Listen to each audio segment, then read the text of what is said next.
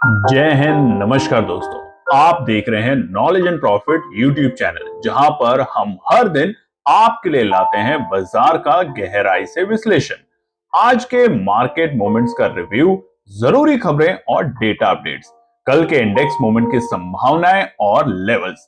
हमारा विश्लेषण पूरी तरह नॉलेज, स्किल और रिसर्च मेथड पर आधारित है। हमारा ऑब्जेक्टिव सिखाना है, ना कि आपको सीधा ट्रेड कराना, क्योंकि स्टॉक मार्केट में रिस्क होता है और बिना सीखे ट्रेडिंग करना खतरनाक हो सकता है। रियल टाइम डेटा और इंपॉर्टेंट न्यूज अपडेट के लिए आप हमें टेलीग्राम और व्हाट्सएप पर ज्वाइन कर सकते हैं। यहाँ हम मार्केट आवर्स में इंपॉर्टेंट न्यूज और डेटा शेयर करते हैं, जिससे आप अपने एनालिसिस में सुधार कर सकें और बेहतर रणनीति बना सकें। तो चलिए सीखते हैं, समझते हैं और बाजार का सही लाभ उठाते हैं। समझदारी से निवेश करें, ज्ञान के साथ मुनाफा कमाएं। जय हिंद और नमस्कार दोस्तों। आज की वीडियो है बहुत खास। और क्यों? क्योंकि हमारे भारत के रिटेल ट्रेडर का जब इतना बड़ा पैसा कोई विदेशी कंपनी लूट के ले जाए, तो ये बहुत ही इंपॉर्टेंट बात है। ये सतर्क करने वाली बात है, ये आपको जागरूक करने वाली बात है। तो इसीलिए आज की वीडियो बहुत खास है। इसमें हम आपको बताने जा रहे हैं, पहली बार सोशल मीडिया पे आपको पहली बार पता चलेगा कैसे जैन स्ट्रीट ने काम किया भारतीय बाजारों में, कैसे एंट्री करी, कौन कौन से सहयोगी कंपनीज उनके साथ इस काम को करने में उनकी मदद कर रही थी, और किस तरीके से उन्होंने 36,000 करोड़, जो कि अभी तक का एक अनुमान लगाया जा रहा है, हालांकि इससे भी बड़ा ये नंबर निकल के आ सकता है, इतना बड़ा जो उन्होंने स्कैम किया है हमारे भारतीय रिटेल ट्रेडरों के साथ, स्पेशली आप और हमारे साथ, जिनका लगातार भारतीय बाजारों के ऑप्शंस में पैसा डूबता गया, उसको समझेंगे डिटेल से और जानेंगे वो स्ट्रैटेजी, जो ये स्ट्रैटेजी बात करते थे जैन स्ट्रीट की, हमने ये स्ट्रैटेजी अपनाई है और इसके चलते हमारे पास दुनिया जहान में हम पैसा बनाते हैं। तो उसके ऊपर ढंग से और समझने की कोशिश करेंगे, आपको सतर्क करेंगे ताकि आप आगे सावधान रहें। तो चलिए शुरुआत करते हैं वीडियो की, मगर उससे पहले आप लोगों से रिक्वेस्ट है, टॉपिक बहुत डिफरेंट है तो ध्यान से देखिएगा, बहुत बड़ी वीडियो नहीं बनाएंगे, मगर पॉइंट्स को नोट कीजिएगा।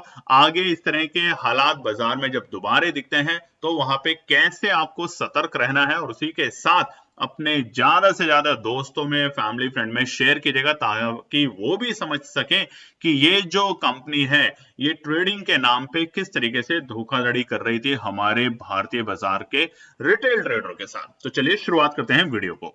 अब आपने सुना ही होगा सोशल मीडिया पे बहुत तेजी से शुक्रवार के बाद से न्यूज फैल चुकी है कि जैन स्ट्रीट एक कंपनी है जिसने बहुत बड़ा स्कैम किया है भारतीय बाजार में, स्पेशली ऑप्शन ट्रेडिंग के अंदर। और इसीलिए आपने देखा होगा सेबी लगातार कहता है कि तकरीबन 93% जो रिटेल ट्रेडर हैं वो अपना पैसा गंवाते हैं। और उसके साथ साथ ये भी एक रिपोर्ट में निकल कर आया था सेबी के कि तकरीबन लाख से सवा लाख रुपया हर रिटेल ट्रेडर अपना गंवा चुका है। तो जो 7% है वो कौन है? 7% क्या उनमें रिटेल ट्रेडर आते हैं? जी हाँ, उनमें भी रिटेल ट्रेडर आते हैं और उनके अंदर बहुत सारे एफआईआई आते हैं जो कि बड़े बड़े वॉल्यूम के साथ बाजार में काम करते हैं। तो आज की वीडियो में सबसे पहले हम जानते हैं कि ये जैन स्ट्रीट है क्या, ये क्या भला है, कैसे ये भारतीय बाजार में एंटर कर पाई, इसके पीछे के लॉजिक्स क्या है। तो देखिए, जैन स्ट्रीट एक ग्लोबल प्रोप्राइटरी ट्रेडिंग फर्म है, बहुत बड़ी फर्म है, ये कोई छोटी मोटी कंपनी नहीं है, ध्यान रखिएगा, ये एक बहुत बड़ी ग्लोबल फर्म है और ये ट्रेडिंग करती है। और ये मुख्य रूप से दो चीजों में काम करती है। एक होती है क्वांटिटेटिव ट्रेडिंग। अगर आप जानते हैं, क्वांटिटेटिव का मतलब होता है मैथमेटिक्स, स्टैटिक्स के ऊपर जो ट्रेडिंग करी जाती है। एक होता है क्वांटिटेटिव, एक होता है क्वालिटेटिव। क्वालिटेटिव का मतलब होता है रिसर्च करके लाना पहले किसी टॉपिक के ऊपर, यानी कि जो हम करते हैं ना टेक्निकल रिसर्च, फंडामेंटल रिसर्च, वो होती है हमारी क्वालिटेटिव। और उसके बाद क्वांटिटेटिव होती है प्योरली मैथमेटिक्स। और मैथमेटिक्स कैसे कि कौन से लेवल पे कौन एंट्री कर रहा है, कौन से लेवल पे स्टॉप लॉस लगे हैं, इस तरीके का बहुत डिटेल डेटा के साथ क्वांटिटेटिव ट्रेडिंग की जाती है। और इसको करने के लिए एक बहुत बड़ी चीज जो कि आपने अक्सर सुना होगा, आप में से कुछ लोगों ने शायद काम भी किया होगा, मगर हमें पूरा एक यकीन है कि आप जो वीडियो देख रहे हैं इसमें से बहुत से लोगों को इसका कॉन्सेप्ट नहीं पता, जो कि है एल्गोरिदम ट्रेडिंग के ये माहिर है। तो देखिए, जो मार्केट है, अगर मार्केट में, बाजार में किसी भी भाव को ऊपर ले जाना है, नीचे ले जाना है, तो उसके अंदर सबसे बड़ी चीज ये दो ही होती है, क्वांटिटेटिव यानी सिंपल और स्ट्रॉन्ग मैथमेटिक्स, नंबर के साथ आपकी एक अच्छी पकड़, और उसके बाद एल्गोरिदम। एल्गोरिदम ट्रेडिंग जो होती है वो क्विक और बहुत तेजी से एल्गोरिदम बनाती है। आपने मैथ्स में सुना होगा एल्गोरिदम क्या होता है। एल्गोरिदम के बेसिस पे हम बता सकते हैं, कर सकते हैं कि कैसे आने वाले वक्त में हम कहां पर होंगे और आने वाले वक्त में हम कहां तक जा सकते हैं। तो ये कंपनी इसमें माहिर है। ये कंपनी अपने खुद के पैसे से ट्रेडिंग करती है। देखिए सबसे बड़ी बात, ये कभी भी किसी के क्लाइंट के पैसे नहीं लेती। जैसे बाकी जो बड़ी बड़ी कंपनियां हैं, जो इंस्टीट्यूशंस हैं, वो क्या करते हैं, आपसे पैसा लेते हैं और आपको पैसा बना के देते हैं। मगर इस कंपनी के पास इतना बड़ा सेटअप है क्वांटिटेटिव और एल्गोरिथम ट्रेडिंग का, और वो अपने आप को इसके एक्सपर्ट मानते हैं, ना केवल भारतीय बाजारों में, पूरी दुनिया के बाजारों में। और इसीलिए इनके अपने पैसे होते हैं और इस पैसे से ये लगातार उस पैसे को 2 गुना, 4 गुना, 10 गुना करते रहते हैं। किसी बाहरी क्लाइंट का पैसा मैनेज नहीं करती, जैसा हमने कहा। अब ये कब बनी थी कंपनी? ये बनी थी साल 2000 में। ये अमेरिका की कंपनी है, जो कि इसका जो हेडक्वार्टर्स है, मेन ऑफिस है, वो है न्यूयॉर्क के अंदर, जो कि यूएस के एक मेन सिटी है वहां पर। और उसी के बाद जिसकी बात करते हैं ओनरशिप। अब जैसा आपको पता है 2000 में कंपनी बनी थी। जेन स्ट्रीट ने अपने फाउंडर्स की जानकारी कभी आधिकारिक रूप से सार्वजनिक नहीं करी। आज तक कभी भी उन्होंने बहुत खुले में नहीं बताया कि हमारे कौन कौन से को फाउंडर हैं, किन ने किस किस इंसान ने मिलकर इस कंपनी को बनाया था। ये एक प्राइवेटली हेल्ड फर्म है और इसके पीछे का ऑपरेटिंग मॉडल काफी गुप्त रखा गया। अब देखिए ये है दिक्कत, ये है अमेरिका जैसे बड़े देशों की दिक्कत कि ये हर चीज को इतना सीक्रेट कर देते हैं कि उसमें किसका पैसा लगा है, कौन उसको चला रहा है, कौन से ड्राइव कर रहा है, कैसे उसको लाइसेंस मिल जाते हैं पूरी दुनिया के स्टॉक मार्केट में काम करने का, और वो कौन ताकतें हैं जो इस तरह की चीजें करती हैं। तो ये जो कंपनी है प्राइवेटली हेल्ड फर्म है, यानी कि ये पब्लिक लिमिटेड नहीं है कि इसके आप स्टॉक्स खरीद सकते हैं। कि जो जिस कंपनी ने सोचिए 36,000 करोड़ रुपए सिर्फ एक ही एरिया से, यानी कि एक कंट्री से कमाए हो, और वो आप मतलब दुनिया के तमाम देशों में कारोबार करती हो, तो उसका टर्नओवर कितना होगा। तो ये जो चीजें हैं बहुत इंपॉर्टेंट है देश को जानने के लिए और दुनिया को जानने के लिए। हालांकि कुछ रिपोर्ट्स ये कहती हैं कि जब शुरुआत में ये कंपनी बनी थी जेन स्ट्रीट 2000 में, तो इसके 3 जो मुख्य संस्थापक या को फाउंडर जिन्हें हम कहते हैं, वो थे माइकल जेनसन, उसका टिम रेनॉल्ड्स और रॉब ग्रेनरी। इनमें से टिम रेनॉल्ड्स, उन्होंने बाद में जेन स्ट्रीट से अपने आप को इस्तीफा देके खुद कंपनी से दूर किया और एक वो फाउंडेशन में चले गए। उन्होंने ऑस्ट्रेलिया में जाके आर्ट स्कूल खोला और वो एक once upon a time foundation की शुरुआत करके उन्होंने अपने आप को मतलब आधिकारिक रूप से अपने आप को अब उससे दूर कर लिया है कि मैं जेन स्ट्रीट से नहीं हूं। मगर कहा जाता है कि इन्होंने भी कोई 100, 200, 500 करोड़ नहीं, कई हजारों करोड़ रुपए, कई मिलियंस ऑफ डॉलर कमा के इस कंपनी से एग्जिट किया। अब वो कैसे कमाया, वो तो अब आपके सामने आ ही चुका है एक उदाहरण, और ऐसे हो सकता है बाकी देशों दुनिया में भी यही सिलसिला इनका चल रहा हो। आगे बात करते हैं किस किस कंट्री में एक ऑपरेट करती है। तो सबसे पहली बात, अमेरिका से शुरुआत करी तो न्यूयॉर्क में तो इनका ऑफिस है, तो वहां के तो स्टॉक मार्केट में काम करती है, साथ ही में लंदन के स्टॉक एक्सचेंज में। अब देखिए दुनिया में कुछ जो बड़े स्टॉक एक्सचेंज एक टाइम में माने जाते थे और आज भी उनमें एक काफी बड़ा उनको माना जाता है, जो कि है न्यूयॉर्क का स्टॉक एक्सचेंज, जिसे हम भी आपको लगातार अपनी डेटा में इंक्लूड करते हैं, डॉ जोन्स और नैस्डैक। उसके साथ साथ है लंदन का स्टॉक एक्सचेंज। लंदन का स्टॉक एक्सचेंज इंपॉर्टेंट अब नहीं रहा इतना ज्यादा भारतीय बाजारों को लेकर, मगर एक वक्त में इसका असर बहुत ज्यादा भारतीय बाजारों पर दिखता था। उसी के साथ हांगकांग, एम्स्टर्डम, सिंगापुर, ये कई ऐसे बड़े देश हैं जहां पर ये कंपनी ऑपरेट करती है, यानी कि ऑपरेशंस करती है, इनके ऑफिसेस हैं।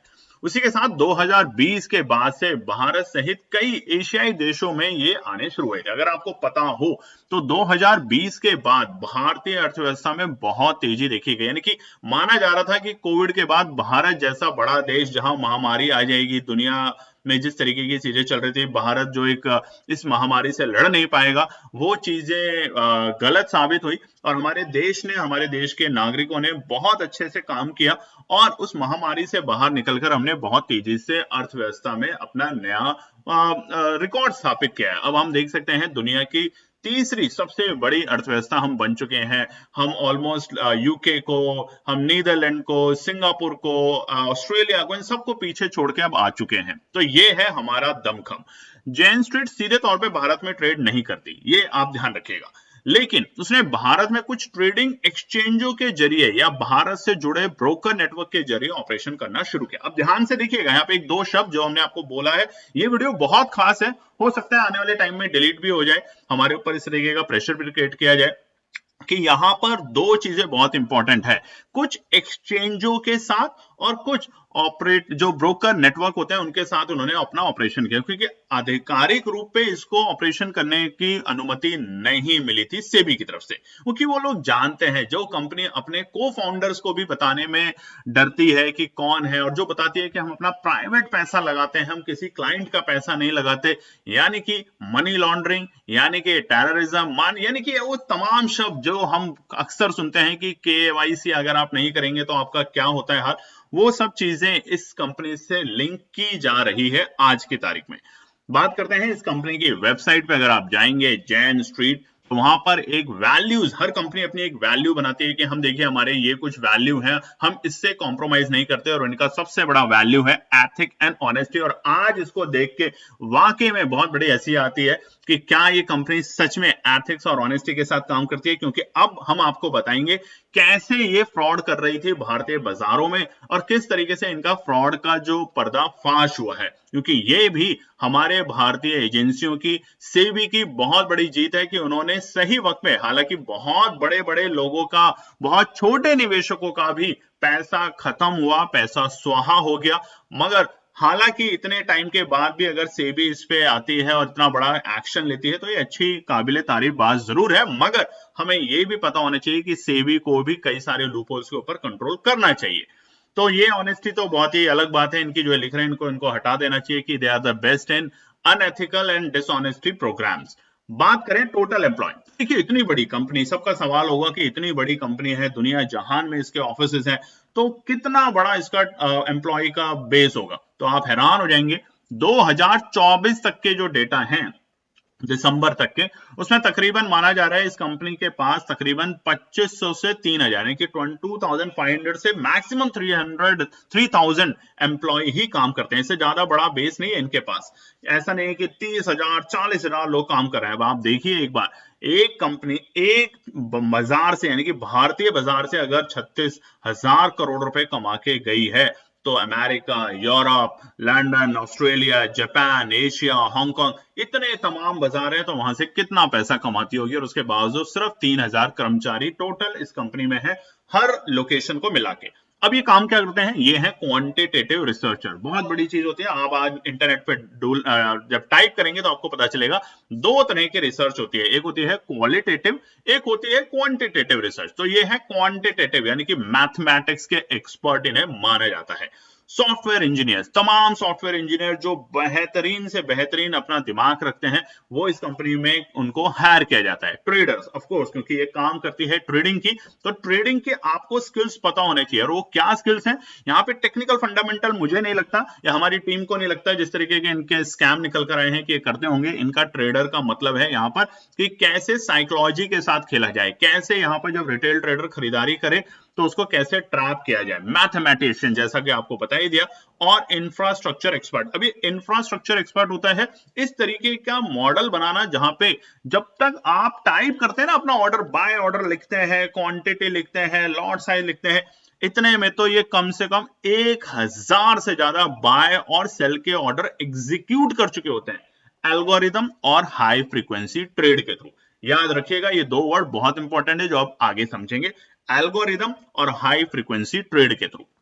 बात करें कि इंडियन मार्केट में इनका प्रवेश कैसे हुआ, जैसा कि हमने आपको बताया कि आधिकारिक रूप पे ये खुद यहां पर इंडियन मार्केट में काम नहीं करती, तो जैन स्ट्रीट ने प्रत्यक्ष रूप से भारत में ब्रांच नहीं खोली, कोई भी इनकी ब्रांच नहीं है, लेकिन इसके एल्गो ट्रेडिंग मॉडल और आर्बिट्रेज ट्रेडर्स 2019-20 के बाद भारत में एक्सचेंजों में दिखने लगे। यानी कि क्या हुआ, इन्होंने कुछ पर्टिकुलर एक्सचेंज के साथ सांठगांठ करी, जो कि आने वाले वक्त में हमें पता चलेगा, और वो इसलिए क्योंकि कुछ ऐसे पर्टिकुलर एक्सचेंज हैं जिनके ऊपर एक बड़ा दबाव देखने को मिला है शुक्रवार के बाद।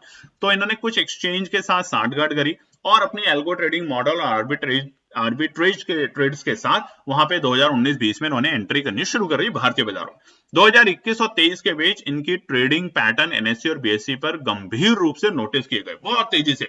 अब ये क्यों, याद कीजिए कोविड के बाद जिस तरीके से लोगों की जॉब्स गई, उनके पास कोई और तरीका नहीं था पैसा कमाने का, व्यवसाय बंद हो चुके थे, फैक्ट्रियां बंद हो चुकी थी, छोटे मोटे कारोबारी खत्म हो चुके थे, उस टाइम में लोगों ने अपने आप को स्विच किया और वो था सबसे ज्यादा लोग शिफ्ट हुए। आप देखेंगे तो उस टाइम में फॉरेक्स ट्रेडिंग पे, यानी ट्रेडिंग के प्लेटफॉर्म पे लोग आने शुरू हुए। उसके बाद ऑप्शन ट्रेडिंग में, उसका दबा के हमने आपको लगातार बताया है 2020 के बाद से जो जो ट्रेडिंग अकाउंट खुले हैं, जो यानी कि जो डीमैट अकाउंट खुले हैं, वो 1-2 लाख 10 लाख 1 करोड़ नहीं, कई करोड़ों अकाउंट अभी तक खुल चुके हैं भारतीय बाजारों में, भारतीय लोगों ने, क्योंकि यहां पर उनको लगा कि एक आसान तरीका है। मगर ये माना जाता है सेबी की तरफ से भी कि तकरीबन 93% रिटेल ट्रेडर अपना पैसा गंवा के जा रहे हैं यहां पर। तो फिर ऐसा क्या है कि फिर भी रिटेल ट्रेडर पैसा लगा रहा है एक उम्मीद के साथ। और उम्मीद कैसे आती है? वो करते हैं अक्सर ये जो बड़े स्कैमर होते हैं, ये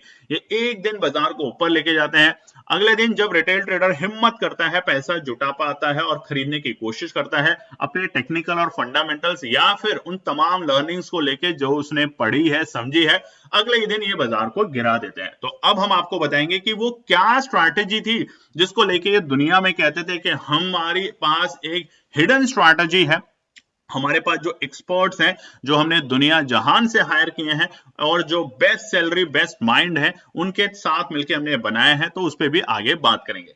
2024 में सेबी ने जैन स्ट्रीट से जुड़ी गतिविधियों की जांच शुरू कर दी थी। 2024 में देखिए उन्हें शक हो गया था सेबी को कि जो एक्सचेंज के अंदर, स्पेशली ऑप्शन ट्रेडिंग के अंदर जिस तरीके से उतार चढ़ाव हो रहा है, जितनी बड़ी वॉलेटिलिटी है, इतनी बड़ी वॉलेटिलिटी, देखिए हम 2000 से कर रहे हैं काम भारतीय बाजारों में। 2007-8 के आसपास में अगर आप लोग काम करते होंगे तो आपने देखा होगा कि जो ऑप्शन ट्रेडिंग होती थी, निफ्टी, बैंक निफ्टी, इस तरीके की अगर हम बात करें, तो वहां पे वॉलेटिलिटी कब होती थी? या तो बिल्कुल जब एक्सपायरी वाला दिन होता था, या फिर होती थी जब कोई बड़ी न्यूज या कोई घटना घटती थी, तब अचानक से कोई घटना घटी या अचानक से कोई पॉलिसी आई, या फिर जो हमारे जो वित्त मंत्री साहब आके बताते थे कि बजट क्या है, आरबीआई की कोई नई पॉलिसी आई, उन दिनों के आसपास में बाजार में वॉलेटिलिटी होती थी। उसके अलावा इतना नहीं होता था कि 10 रुपए का सौदा सुबह होता था और शाम होते होते वो 500 रुपए तक पहुंच जाता था। और ऐसा आजकल देखा जा रहा है बाजार के अंदर। और ये जो वॉलेटिलिटी है, इसको कराने का, यानी कि जो मैनिपुलेशन है बाजार में कराने का काम ऐसी बड़ी दिग्गज कंपनियां कर रही थी।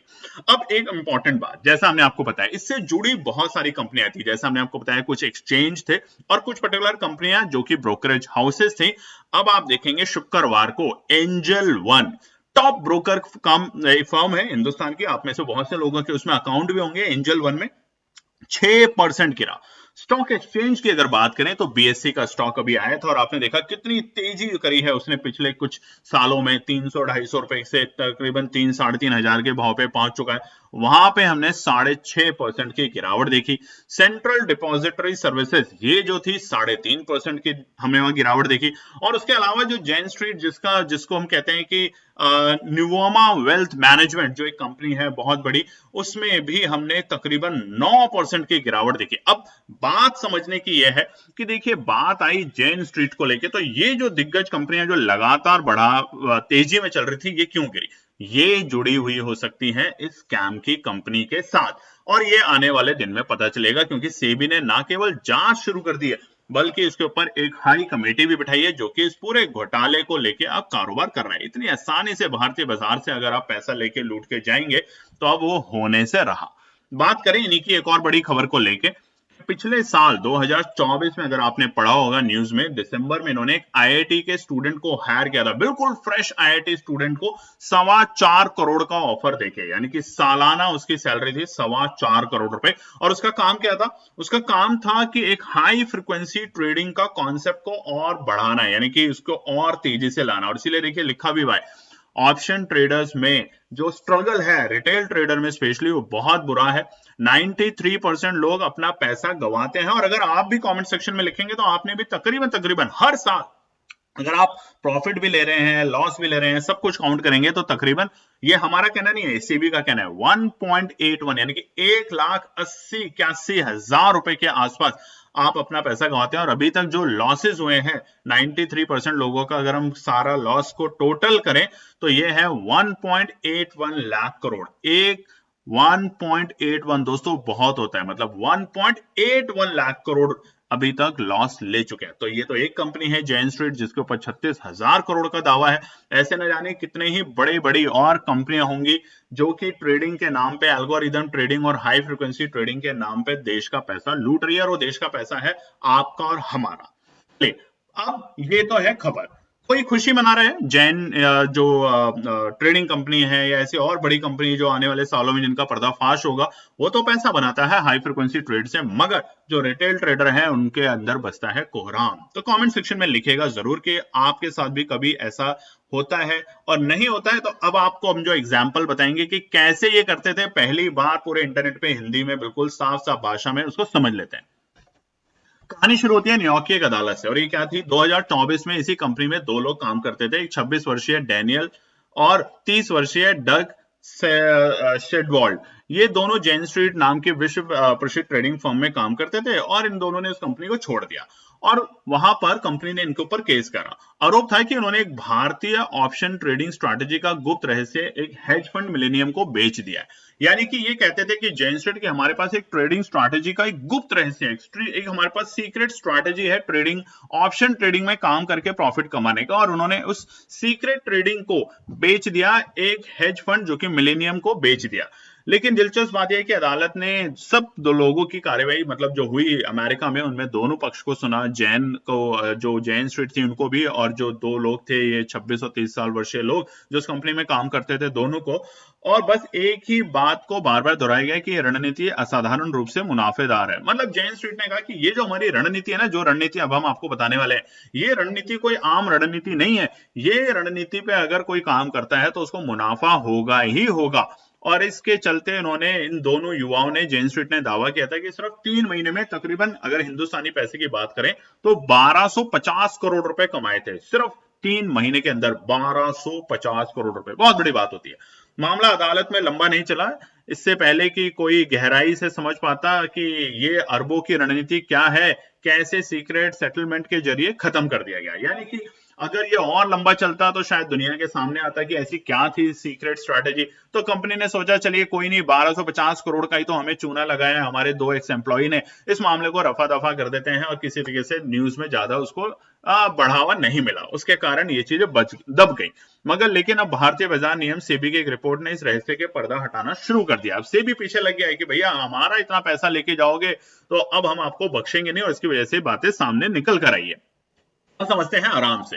Quant trader strategy under lens. अब क्योंकि हमने बार बार एक वर्ड सुना है ना, क्वांटिटेटिव, तो ये क्वांटिटेटिव ट्रेडिंग करते थे, अब मतलब मैथमेटिक्स को लेके, यानी कि कैलकुलेशन बेस। अभी करते क्या थे, foreign funds Jain street would buy 12 bank stock. Generally ये किस में काम करते थे, देखिए यहाँ पे एक चीज और बड़े अच्छी आपको बता देते हैं, हमारे निफ्टी है, बैंक निफ्टी है, फिन निफ्टी है, सेंसेक्स है, मिड कैप है, स्मॉल कैप है, ज्यादातर इनका असर रहता था बैंक निफ्टी में। क्यों? क्योंकि बैंक निफ्टी की पहले होती थी वीकली एक्सपायरी, आपको याद होगा, और बैंक निफ्टी की वीकली एक्सपायरी में इतना ज्यादा बाजार वोलेटाइल होता था कि अचानक से 20 रुपए का ऑप्शन कभी 200 रुपए, और 200 रुपए का ऑप्शन अगले ही पल में 10 रुपए का हो जाता था। कमेंट सेक्शन में जरूर लिखेगा। उसके साथ साथ क्या होता था, जब ये 10 रुपए का ऑप्शन भागता था, अगले 5 या 10 मिनट के अंदर ही ये 200 रुपए तक पहुंच जाता था। धीरे धीरे नहीं पहुंचता था, बहुत तेजी से मूव होता था। और उस टाइम में रिटेल ट्रेडर क्या करते थे, 10 रुपए पे वो सोचते थे खरीदें कि नहीं खरीदें। इतने में देखा पल भर में 15 रुपए हो गया, अगले ही सेकंड में 20 रुपए हो गया। वो सोचते ही रहते थे कि कहां खरीदें, और आखिर में जाके वो 100-150 के आसपास जब अपना बाय ऑर्डर ही लगा रहे होते थे, उसका भाव हो जाता था 120-140, और वो सोचते थे बस खरीद लेते हैं, इस ट्रेन को मिस नहीं करना। और जब वो खरीदते थे 140, तब अगले पल ऑर्डर एग्जीक्यूट होता था 140-50 पे, और उनको दिखता था 200 रुपए पहुंच गया। अब क्योंकि आप लोग रिटेल ट्रेडर, ईमानदारी से बताइएगा, जब आप ऑर्डर को पंच करते हैं, यानी कि ऑर्डर को लिखते हैं अपने मोबाइल के थ्रू या अपने लैपटॉप के थ्रू, तो तकरीबन एक ऑर्डर को लिखने में पूरा कितनी क्वांटिटी, कितना प्राइस, कुछ भी लिखने में आपको कम से कम 30 से 35 सेकंड लग जाते हैं मिनिमम। वो भी तब जब आप एक्सपर्ट है, नहीं तो बहुत से लोगों को तो 1-1 मिनट से भी ज्यादा लगता है। अगले 1 मिनट आते आते वो जो भाव होता था, जब आपने 140 खरीदा और आप खुश हुए क्योंकि आपके स्क्रीन पे 200 रुपए का भाव दिख रहा है, आप बहुत खुश हैं, अति उत्साहित हैं कि अब मैं सेल करूंगा, इतने में वो आ चुका है 160। अब आप सोच रहे हैं 140 पे तो खरीदा, 160 आ गया, चलो 2 मिनट वेट करता हूं।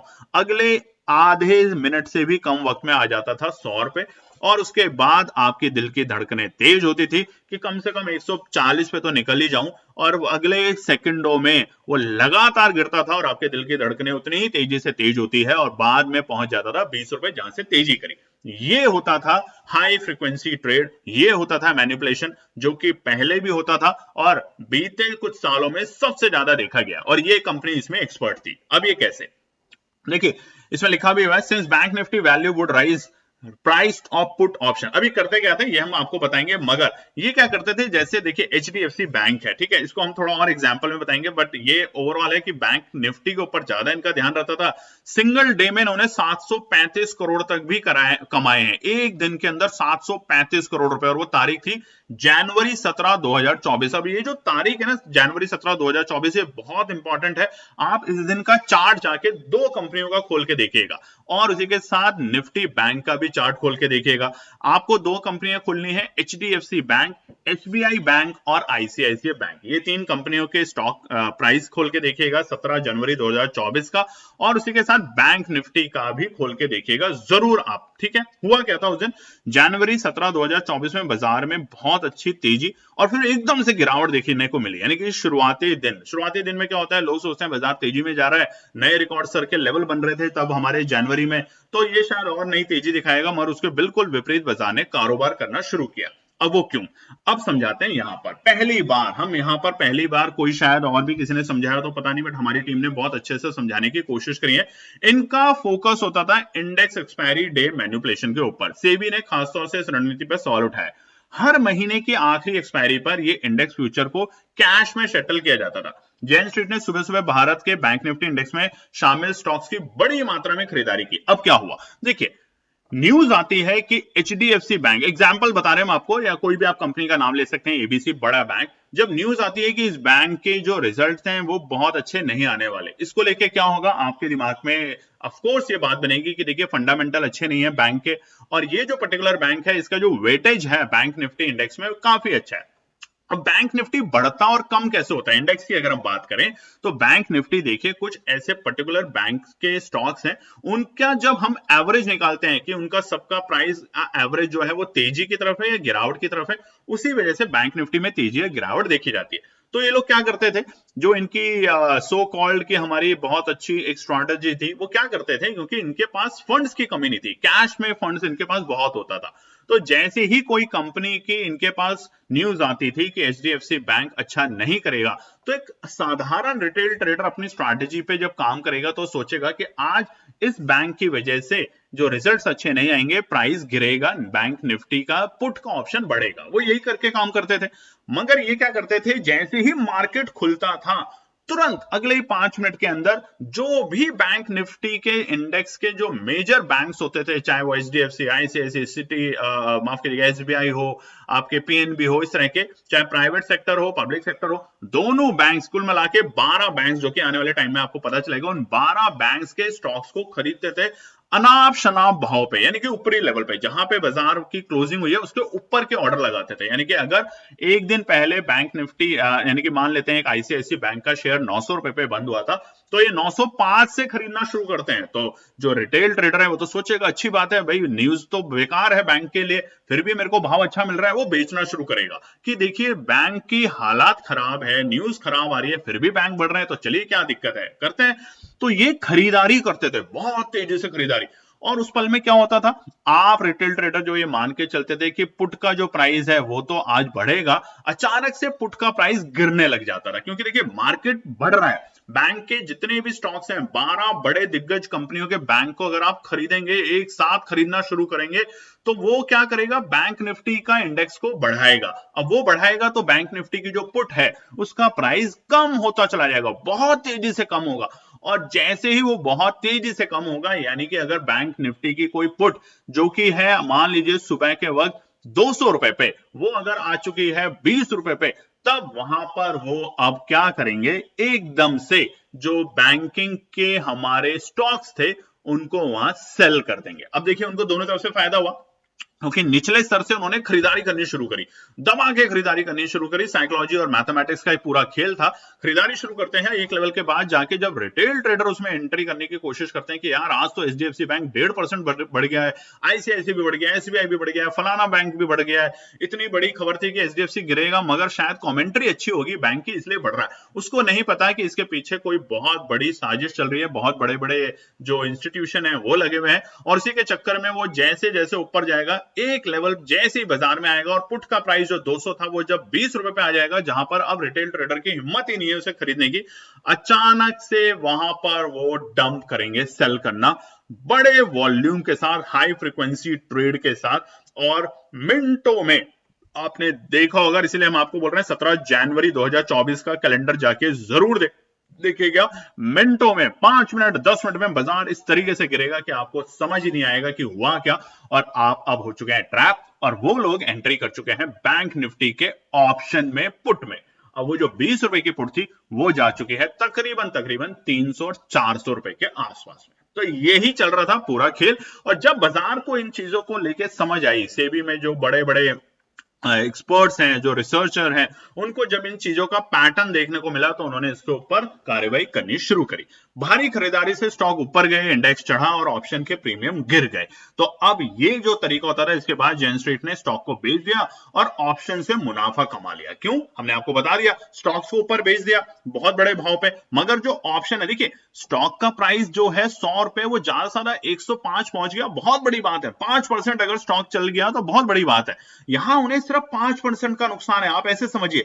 मगर जब वो ऑप्शन जो है वो 5% अगर कोई स्टॉक बढ़ जाता है सारे बैंकिंग के क्षेत्र के, तो जो पुट है वो ऑलमोस्ट 200 से शायद हो सकता है 10 रुपए पे भी आ जाए। मगर अब जब वो 10 रुपए से लेके 50 रुपए पे दबा के खरीदारी करेंगे पुट को, और उधर जो स्टॉक्स के 5% तक जो प्राइस लेकर गए उसको गिराने की कोशिश करेंगे, यानी कि सेल करने की कोशिश करेंगे किसी भी अनाप शनाप भाव पे, तो क्या होगा? मान लीजिए वहां अगर उनको 5% का लॉस हो भी जाता है, तो यहां तो पैसा डबल ट्रिपल 4 गुना हो गया। तो वहां अगर 100 करोड़ का नुकसान हो भी गया, तो यहां अगर हम पुट खरीदते हैं 500 करोड़ की, तो वो आपके पुट का प्राइस तकरीबन अगर 4 गुना भी बना, तो आपने यहाँ पे 2000 करोड़ रुपए कमाए। और यही तरीका वो करते थे।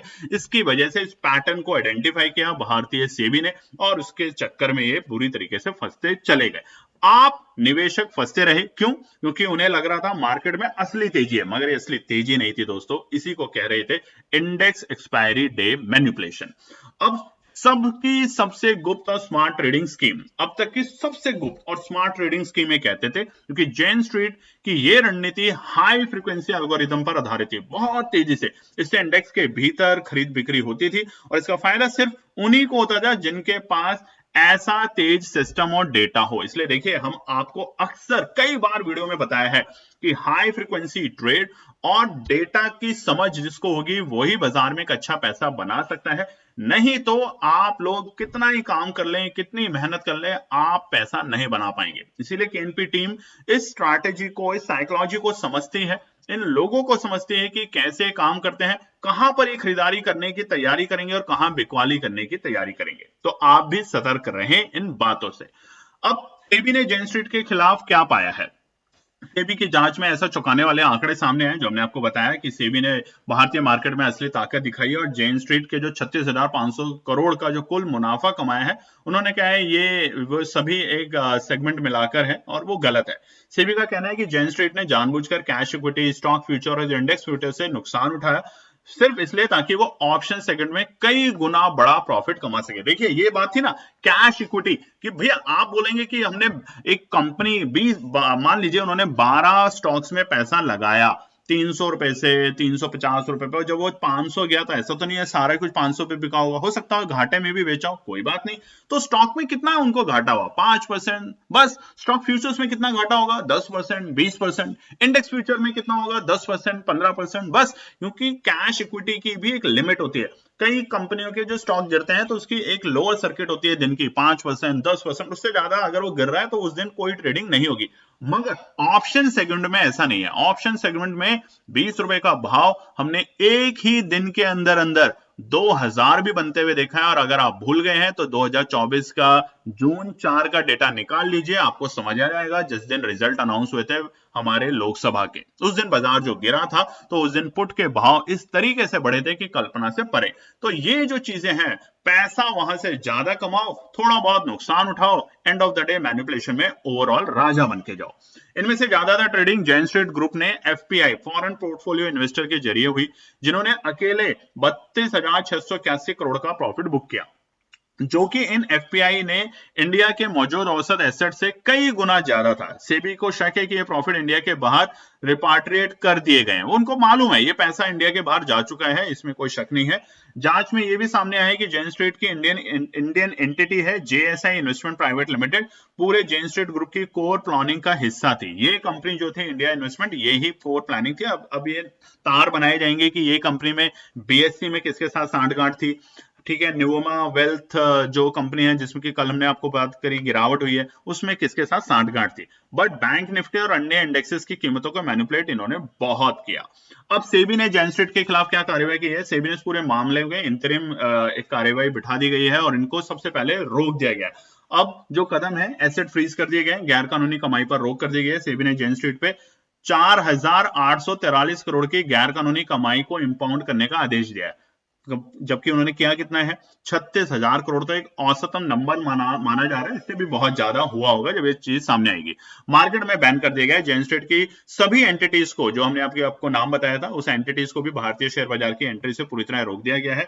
अब ना वो कुछ खरीद सकते हैं, ना बेच सकते हैं, ना सीधे, ना किसी और के, ना किसी के जरिए भी। अकाउंट रिस्ट्रिक्ट कर दिए गए, सभी खातों पर रोक लगा दी गई है। सेबी ने इनके सभी बैंक खाते, डीमैट खाते और कस्टोडियन अकाउंट को फ्रीज कर दिया गया है। इन खातों से कोई भी पैसा निकाला नहीं जा सकता है। एसेट डिस्पोजल बैन, यानी कि संपत्ति बेचने पर पाबंदी। अब जो भी जेन स्ट्रीट और उससे सभी जुड़ी संस्थाएं भारत में कोई भी संपत्ति ना बेच सकती है, ना ट्रांसफर कर सकती है, ये रख दिया गया है, ताकि अब आने वाले टाइम में जब तक जांच हो तो ये जो अमाउंट है 4,843 करोड़ रुपए सेबी कम से कम ये तो इनसे रिकवर कर सके। मगर सवाल सबसे पहला है, क्या भारत का मार्केट सुरक्षित है? सेबी की यह रिपोर्ट एक गंभीर सवाल उठाती है। क्या विदेशी ट्रेडिंग फर्म भारत के छोटे निवेशकों के शिकार बना रही है? जेन स्ट्रीट जैसी कंपनी विश्व स्तर पर प्रभावशाली ग्रेजुएट को काम पर रखती है, जैसा मैंने आपको बताया आईआईटीएंस है, एमआईटी है, लेकिन जब वह अपना बुद्धिमत्ता आधारित ट्रेडिंग भारत में इस्तेमाल करती है तो उसका खामियाना कौन भुगतता है? रिटेल ट्रेडर, आप और हम। तो ये थी आज की खबर। आपको अगर अच्छा लगा है तो कमेंट में जरूर लिखिएगा, चैनल को सब्सक्राइब कीजिएगा और ईमानदारी से पढ़ने पे ज्यादा फोकस करें। इस तरह की खबरें पहले भी थी, आज भी है और आगे भी रहेंगी, मगर लालच में ना पड़ें। जब भी बाजार में बहुत बड़ी वॉलेटिलिटी आए, हमेशा केएनपी टीम कहती है दूर रहें, निवेश पे ज्यादा से ज्यादा फोकस करें, अच्छे स्टॉक्स में निवेश करना शुरू करें, गोल्ड खरीदें। देखिए 10,000 5,000 से आज 1 लाख पार कर चुका है। जब तक आपके बच्चे बड़े होंगे तो हो सकता है कि गोल्ड 2 लाख तक भी पहुंच जाए। तो ऐसी रणनीतियों पे काम करें, मगर ऑप्शन में अगर काम करना है तो पेशेंस और डिसिप्लिन रखना बहुत जरूरी। नहीं तो विदेशी कंपनियां आपका जो जमा पैसा है, आपका जो मेहनत का पैसा है, वो पल भर में आपकी जेब से निकाल के अपने बड़े महल बनाने शुरू कर देंगे। चलिए फिर मिलते हैं कल एक और वीडियो के साथ, तब तक अपना ध्यान रखिए। जय हिंद दोस्तों। तो दोस्तों आज के लिए बस इतना ही। उम्मीद है कि यह विश्लेषण आपको मार्केट को समझने और बेहतर रणनीति बनाने में मदद करेगा। अगर ये वीडियो आपको पसंद आया हो तो इसे लाइक करें, शेयर करें और चैनल को सब्सक्राइब करें, ताकि आपको हमारे सभी अपडेट समय पर मिलते रहें। मार्केट से जुड़े रियल टाइम डेटा और न्यूज अपडेट के लिए हमें टेलीग्राम और व्हाट्सएप पर ज्वाइन करें। लिंक आपको डिस्क्रिप्शन में मिल जाएगा। याद रखें, सीखना सबसे बड़ा इन्वेस्टमेंट है। ट्रेडिंग से पहले सही एनालिसिस करें, ज्ञान के साथ मुनाफा कमाएं। फिर मिलेंगे अगले वीडियो में, तब तक के लिए जय हिंद।